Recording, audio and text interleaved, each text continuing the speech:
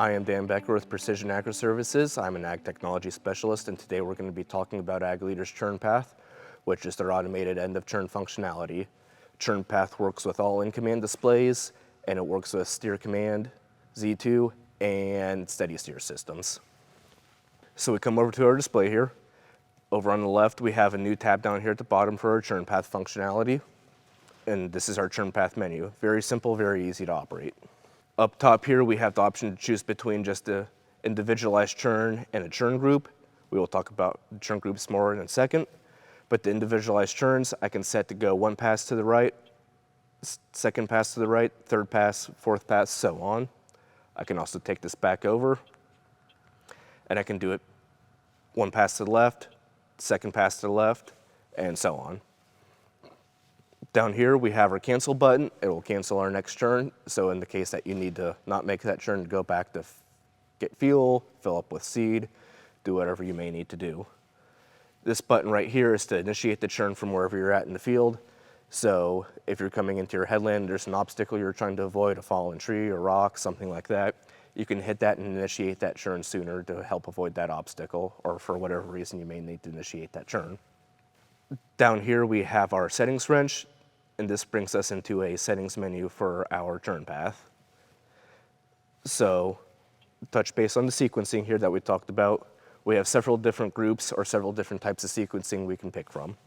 Down here we have alternate groups, which we set here the number of passes we want to skip. We have it set for 3 right now, but it will work this by doing our first pass, skipping 3 passes over, and working this field in a clockwise fashion, and then coming here to our next chunk of field and working that in a counterclockwise fashion, which we get the term alternate from, because it alternates between clockwise and counterclockwise.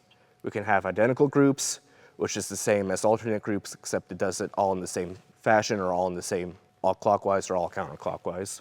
We have skip passes, which is just a simple skip pass setup for your tractors that are pulling things such as inline rippers, or any kind of implement that we can't make a very tight churn with and that we need to skip a pass or 2 over. And then we have our harvest sequencing, which our harvest sequencing is designed purely to keep the auger of the combine out in an open field, so that way the grain cart can unload as much as possible. Come here to our preview. This is where we can help refine our churn. These settings are predefined by Ag Leader based off of what your tractor is, what your implement is, how far back your implement sits. So we can refine this though to help perfect that churn if those initial settings are not good enough. Over here on our left, we have our churn radius. Our churn radius determines how wide that churn is going to be. It's set to 17.5 feet. I can tap on this slider and I can drag it in. I can widen that churn out, or I can take it and I can narrow it up. Up top, we have our headland size. Our headland size is purely our implement width times 2 for 2 headland passes. So we have a 30-foot implement, 2 headland passes, 60-foot headland. Up top here, we have our overshoot.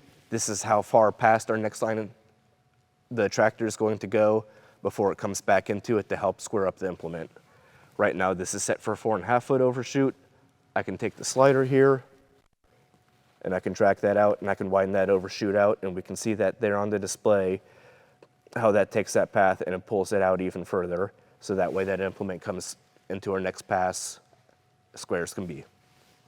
And then we have our boundary distance. Our boundary distance is how far away we are going to be from our field boundary at the peak of that churn.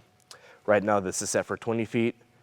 So all that is saying is from the tractor to the field boundary will be 20 feet at the peak of that churn.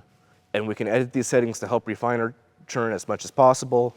And if we ever get it too far off, like we have 155 feet here, I can hit reset and we'll bring it back to defaults. What we just heard there was the churn alarm. The churn alarm will happen 100 foot before every churn.